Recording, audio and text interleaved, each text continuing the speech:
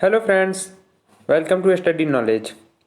तो फ्रेंड्स, ये है आज की हमारी कॉन्स्टिट्यूशनल आर्टिकल्स की सीरीज़ का पार्ट 4। प्रीवियस वीडियो में हमने पार्ट 3 में फंडामेंटल राइट्स ख़त्म कर दिए थे। फंडामेंटल राइट्स हमने 2 पार्ट्स में डिस्कस किए थे। वो प्रीवियस वीडियो प्लेलिस्ट में पड़ी है, आप जाकर देख सकते हैं। मैंने प्लेलिस्ट बना रखी है, उसमें मैं जितनी भी कॉन्स्टिट्यूशनल आर्टिकल्स की वीडियोज़ होंगी मैं डालता रहूँगा। आज की इस वीडियो में हम डिस्कस करेंगे आर्टिकल नंबर 36 से 46 तक। यहाँ से आपके डीपीएसपी यानी director principles of the state policy, राज्य के नीति निर्देशक तत्व स्टार्ट हो जाते हैं। तो यहाँ से भी एग्जाम में बहुत सारे क्वेश्चंस पूछे जाते हैं। अच्छा, कुछ लोगों का कहना है कि आप सारे आर्टिकल्स क्यों बता रहे हैं, इंपॉर्टेंट आर्टिकल्स क्यों नहीं बता रहे हैं।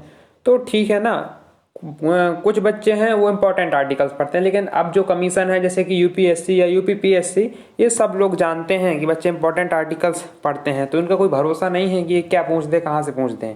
कोई ऐसा सर्टेनिटी तो है नहीं कि आपसे पूछा नहीं जाएगा, आपसे कुछ भी पूछा जा सकता है। तो हमको तैयार रहना होगा हर चीज़ के लिए। भले ही हम फोकस करेंगे जो इम्पोर्टेंट आर्टिकल्स हैं उन पर ज़्यादा, लेकिन इसके अलावा भी जो और आर्टिकल्स है कम से कम हमको पता तो होना चाहिए। यदि मैचिंग वगैरह में आ जाए तो हम कम से कम उनको मैच तो सही कर पाएँ कि हाँ कि हम ठीक मैच कर पा रहे हैं। बिल्कुल अननोन रहना भी उनसे ठीक नहीं है। तो चलिए हम स्टार्ट करते हैं आज की वीडियो। तो इसका आज की वीडियो का फर्स्ट आर्टिकल है आर्टिकल नंबर 36। इसमें है डेफिनेशन ऑफ स्टेट, राज्य की परिभाषा। आप लोग सोचेंगे कि अभी प्रीवियस वीडियो में आर्टिकल 12 में भी यही बताया था डेफिनेशन ऑफ स्टेट, यहाँ भी बता रहे हैं डेफिनेशन ऑफ स्टेट। तो यहाँ थोड़ा सा डिफरेंस है दोनों में। यहाँ जो ये डेफिनेशन है वो स्टेट्स के लिए है। एक्चुअली में क्या है ना, ये जो है डीपीएसपी क्या करते हैं, एक राज्य को कल्याणकारी राज्य, वेलफेयर स्टेट बनाने के लिए प्रावधान करते हैं। तो यहाँ पे जो डेफिनेशन है वो राज्यों को कल्याणकारी बनाने के लिए है कि राज्य सरकार जो है अपने स्टेट को वेलफेयर स्टेट बनाने में, कल्याणकारी राज्य बनाने के लिए इन नीति निर्देशक तत्वों को लागू करके व्यवस्था करेगी, प्रावधान करेगी कैसे एक राज्य को कल्याणकारी बनाए। ये डेफिनेशन इस आर्टिकल में बताई गई है। ये पूछा नहीं जाता है, बहुत नाम इम्पोर्टेंट नहीं है। इसके बाद है आर्टिकल नंबर 37। इसमें है application of the director principles, नीति निर्देशक तत्वों को लागू करना है। तो इसमें ये बताया गया है कि अपने स्टेट को वेलफेयर स्टेट बनाने के लिए जो भी नीति निर्देशक तत्व इसमें मेंशन है, तो उसको लागू करने के लिए सरकार क्या तरीके अपनाएगी, कैसे लागू करेगी, उसके लिए क्या व्यवस्था करेगी, ये सब सरकार को सोचना है। उनको लागू करने के लिए क्या व्यवस्था रखनी है, ये आर्टिकल नंबर 37 में बताया गया है। इसके बाद है आर्टिकल नंबर 38। तो आर्टिकल 37 भी बहुत इंपॉर्टेंट नहीं है, बहुत नहीं पूछा जाता है। कहीं एक आध बार पूछ लिया गया हो तो मैं नहीं कह सकता, बट मैंने जहाँ तक अभी देखा है तो ये बहुत पूछा नहीं गया है, तो बहुत इंपॉर्टेंट नहीं है। Article number 38, state to secure a social order for the promotion of the welfare of the people, राज्य लोक कल्याण की अभिवृद्धि के लिए सामाजिक व्यवस्था बनाएगा। तो ये आर्टिकल ये बताता है कि राज्य को आपको एक वेलफेयर स्टेट तो बनाना है, उसके लिए प्रावधान तो किए जाएंगे, बट वो सोशल ऑर्डर पर, सोशल एक सामाजिक स्तर पर। जैसे कि आपको मैं एग्जाम्पल के तौर पे बता दूं, पीडीएस होता है पब्लिक डिस्ट्रीब्यूशन सिस्टम, जिसमें क्या हो, जैसे आप राशन कार्ड लेकर जाते हैं तो वहाँ पे आपको अनाज बहुत ही और भी चीज़ें हैं, जो भी चीनी है, तेल है, बड़ी सस्ते रूप में दिया जाता है, तो वो सामाजिक स्तर पर बांटा जाता है, डिस्ट्रीब्यूशन किया जाता है। तो ऐसे प्रावधान ये कहलाते हैं सोशल ऑर्डर, कह सकते हैं कि राज्य को कल्याणकारी बनाने के लिए। ये आर्टिकल 38 भी बहुत इंपॉर्टेंट नहीं है, ये भी बहुत कम पूछा जाता है, लेकिन पीसीएस और यूपीएससी में कोई भरोसा नहीं, पूछा भी जा सकता है, तो आप लोग तैयार रखिएगा। इसके बाद है article number 39, certain principle of policy to be followed by the states, राज्य द्वारा अनुसरणीय कुछ नीति तत्व। हाँ, तो इसमें यह बताया गया है कि कुछ नीति निर्देशक तत्व हैं जो राज्य को फॉलो करना है, वो इम्पोर्टेंट है राज्य को फॉलो करने के लिए। अब आर्टिकल नंबर 40, ये इम्पोर्टेंट है, इसको नहीं भूलिएगा, ये बहुत सारे एग्जाम्स में पूछा गया है और आगे भी पूछा जाएगा, तो इसको ध्यान रखिएगा। Organization of the village panchayat, ग्राम पंचायतों का गठन। जो लोग गांव से बिलोंग करते होंगे वो जानते होंगे, जो शहर के भी हैं और पढ़े होंगे तो वो भी जानते होंगे, जो ग्राम पंचायतें होती हैं, 2-4 गाँवों को मिलाकर एक पंचायत बनती है, ग्राम पंचायत।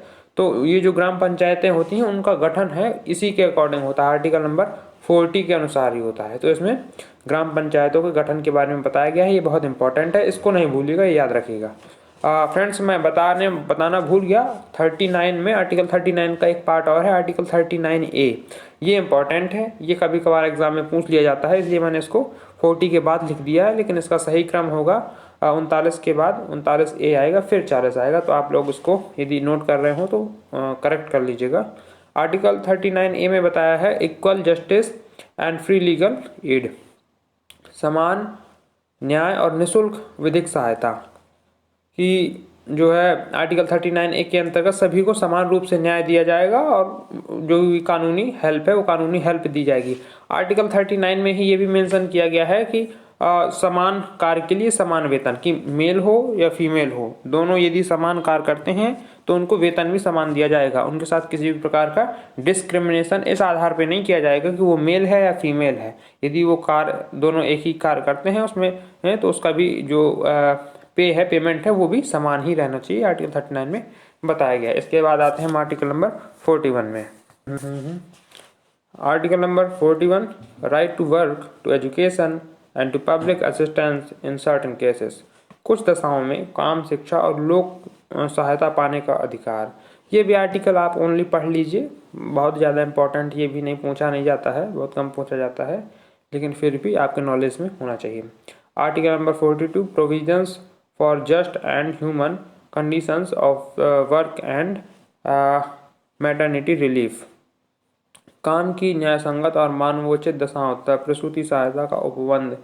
ये भी बहुत इंपॉर्टेंट नहीं है, ये भी ऐसे ही है, आप इसको भी बस अपने नॉलेज के लिए पढ़ लीजिए कि ये काम की जो मानवोचित दशाएं होती हैं, प्रसूति सहायता का उपबंध है आर्टिकल नंबर 42 में। इसके बाद आता है आर्टिकल नंबर 43, इसके दो पार्ट हैं, 43A और 43B। ये इंपॉर्टेंट है, ये काफ़ी बार एग्जाम में पूछा गया है, तो इसको मैं अभी एक्सप्लेन कर देता हूँ आपको, आप चाहें तो इसको नोट भी कर सकते हैं, ये थोड़ा सा इंपॉर्टेंट है। आर्टिकल 43A3 कहता है living wages etcetera for workers, कर्मकारों के लिए निर्वाह मजदूरी। मतलब ये ऐसा प्रावधान करता है कि जो स्टेट गवर्नमेंट है वो वहाँ के मजदूर वर्ग के लोग हैं और जो लोअर कैटेगरी के, मतलब लोअर कैटेगरी की मतलब आर्थिक रूप से कमज़ोर वर्ग के लोग हैं, तो उनके लिए सरकार उनके जीवन यापन के लिए कुछ ऐसी व्यवस्था करेगी जिससे कि वो अपना जीवन यापन कर सकें, ऐसा कुछ काम की व्यवस्था करेगी। जैसे कि आप अभी देख रहे होंगे ये मनरेगा सिस्टम है ना, मनरेगा सिस्टम कुछ ऐसा ही है, वो लोगों को लिविंग वेजेस अवेलेबल कराता है, उसमें काम करते हैं लोग, अपने लिए कमाते हैं और अपना जीवन यापन करते हैं। तो ये आर्टिकल 30 लिविंग वेजेज के बारे में बताता है, इसको याद रखिएगा। इसका एक पार्ट है article 43A, participation of workers in management of the industries, उद्योगों के प्रबंध में कर्मकारों का भाग लेना। हाँ, जो भी इंडस्ट्रीज होती हैं सरकारी या प्राइवेट, जो भी मतलब स्टेट गवर्नमेंट जो एस्टेब्लिश कराती है, तो उसमें प्रबंध मतलब उसमें काम वाम करने के लिए एक कर्मकारों को उसमें लगाया जाता है जिससे कि वो अपना जीवन यापन कर सकें, मेन उसका पर्पज यही रहता है। तो आर्टिकल 43A इसका जो है प्रावधान करता है, ठीक है। तो article 43B, promotion of cooperative societies, सहकारी समितियों को बढ़ावा देना। जो भी ये सहकारी समितियां होती हैं ना जो बनाई गई हैं, तो इसको जो इनकरेज करने का, बढ़ाने का जो काम होता है वो आर्टिकल 43B के अकॉर्डिंग होता है। ओके, तो अब आर्टिकल 44 आता है और ये बहुत ही इंपॉर्टेंट आर्टिकल है, इसको बिल्कुल नहीं भूलिएगा। जो इसको भूलेगा मतलब अपने पैर में कुल्हाड़ी मारने वाला काम करेगा। इसको भूलना मतलब अपने एग्जाम में अपने नंबरों से धोखा करना। ये इंपॉर्टेंट है, बहुत बार पूछा जा चुका है और बहुत बार पूछा जाएगा, तो इसको जरूर याद रखिएगा। Uniform civil code for the citizen, नागरिकों के लिए एक समान सिविल संहिता, ठीक, इतना आपको याद रखना है, ये बहुत इंपॉर्टेंट है। Uniform civil code for the citizens, नागरिकों के लिए एक समान सिविल संहिता। Okay, article number 45, provisions for early childhood care and education to the children below the age of 6 year, बालकों के लिए निःशुल्क और अनिवार्य शिक्षा का उपबंध। आर्टिकल 45 ये प्रोविजन करता है कि जो बच्चे हैं उनकी जो देखभाल होगी और जो प्राइमरी एजुकेशन, प्राथमिक शिक्षा होती है, जो 6 साल से नीचे के बच्चे होते हैं उनकी ये व्यवस्था करता है। जैसे कि आप काफ़ी लोग जानते होते हैं आंगनबाड़ी व्यवस्था है ना, आंगनबाड़ी में जो छोटे छोटे बच्चे हैं उनको बुलाया जाता है, उसको देखने के लिए कुछ सरकार के द्वारा अपॉइंट होती हैं कुछ औरतें गांव की ही, तो वो लोग देखती हैं बच्चों के लिए, और उसका कोई फीस वीस नहीं होता, निःशुल्क होता है। और बच्चों के वहाँ पे खाने पीने का जो उसके उनके लिए जो कुछ प्राइमरी पोषण वाली चीज़ें होती हैं, जो प्राथमिक पोषण बच्चों को चाहिए होता है डेवलपमेंट के लिए, तो वो अवेलेबल कराया जाता है। और उनको खिला मतलब काफ़ी चीज़ें खेल के माध्यम से और भी अन्य तरीक़ों से सिखाने की कोशिश की जाती है। तो आर्टिकल 45 में यही व्यवस्था की गई है बालकों के लिए निःशुल्क और अनिवार्य शिक्षा का उपबंध और उनकी देखभाल, ये आर्टिकल 45 के अंतर्गत है। ठीक है, इसके बाद आते हैं हम अपना लास्ट आर्टिकल, जो कि article number 46, promotion of educational and economical promotion of educational and economic interest of scheduled caste, scheduled tribes and other weaker section, अनुसूचित जाति, अनुसूचित जनजाति तथा अन्य दुर्बल वर्गों के शिक्षा और अर्थ संबंधी हितों की अभिवृद्धि। तो ये आर्टिकल ऐसा प्रावधान करता है कि जो स्टेट गवर्नमेंट है वो अपने स्टेट के लिए जो भी उसके वीकर सेक्शंस हैं, जैसे कि अनुसूचित जाति, शेड्यूल कास्ट और शेड्यूल ट्राइब्स, जनजाति वाले लोग हैं, तो इनके लिए शिक्षा की और इनके जीवन यापन के लिए, इनके जो डेली वेजेज के लिए, मतलब जो भी इनके लिए नौकरी है या जो भी ऐसे कुछ कार्य हैं जिनसे ये लोग अपना अर्निंग कर सकें, लिवलीहुड कमा सकें, तो उसके लिए ये स्टेट गवर्नमेंट प्रावधान करेगी, ऐसा आर्टिकल 46 कहता है। ये जो DPSP directive principles of the state policy होती हैं, इनका मेन पर्पज होता है एक वेलफेयर स्टेट को एस्टेब्लिश करना, एक आदर्श लोक कल्याणकारी राज्य की स्थापना करना, इनका मेन पर्पज होता है। ये भी एग्जाम में पूछा जा चुका है काफ़ी बार, ये DPSP है, इनका क्या पर्पज होता है, क्या ऑब्जेक्टिव होता है। तो इनका मेन पर्पज यही होता है कि जो है राज्य सरकार को अपनी स्टेट को एक वेलफेयर स्टेट, एक लोक कल्याणकारी राज्य बनाना है। ठीक है, तो यही इनका मेन पर्पज होता है।